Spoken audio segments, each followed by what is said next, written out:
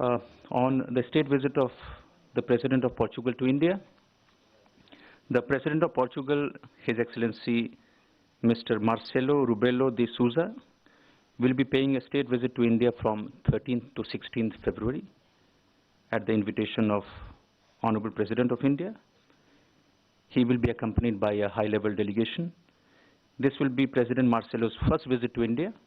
The last visit by a President of Portugal to India was in 2007. 14th is the main engagement day. There will be a delegation-level talks with the Prime Minister. President of India will meet the visiting President on the same day. Vice President will call on the President, and thereafter the President will also travel to the states of Maharashtra and Goa. India's relationship with Portugal are marked by warmth and friendship and have assumed dynamism in recent years. I will update the full press release on our website. The second announcement is regarding the official visit of the Vietnamese Vice President from 11th to 13th February. Vice President of Vietnam, Ms. Dang Thai Ngoc Thin, would be on an official visit to India on 11th to 13th February 2020. The delegation-level talks with Honorable Vice President will take place on the 12th of February, and the visiting Vice President will also call on the Honorable President of India. During the visit, the direct flight between India and Vietnam would be announced. India-Vietnam links are built on firm foundation of close cultural, historical, civilization links and are marked by mutual trust and understanding, as well as strong cooperation in regional and international fora.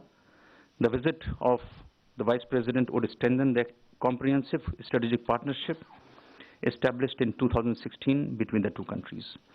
After Delhi, the Vice President is scheduled to visit Bodh Gaya on 13 February 2020.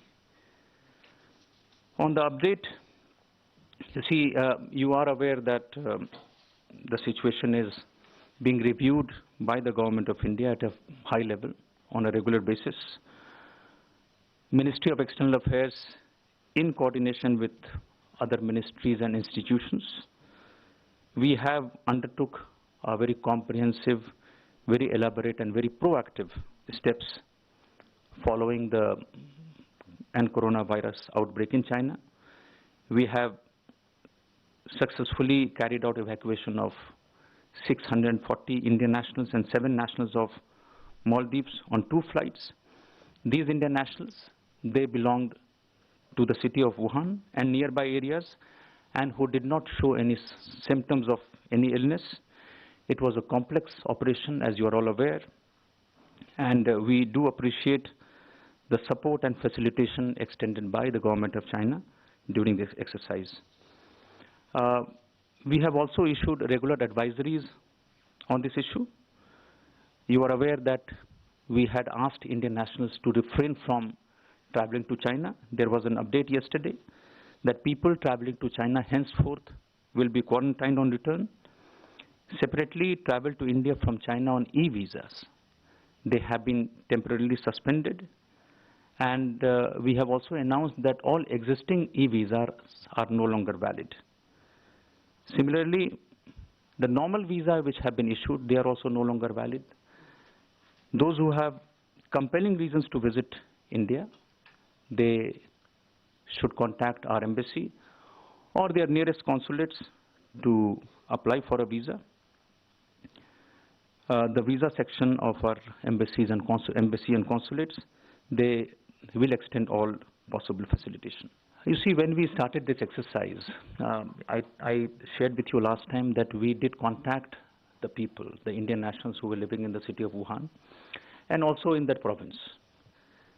We ascertained their convenience, willingness to travel to India. Based on that, we prepared a list. We had a list ready with us. And based on the number of people who had indicated their desire to come back to India, we had mounted these 2 flights. And in those 2 flights, we got several hundred Indians back. Some people who were not well, and during these times there are very strict health protocols in place both in China as well in India. So because they could not go through that health screening process, I think between the two flights you had 10 such people who had indicated their willingness, but they could not travel because of the screening failure.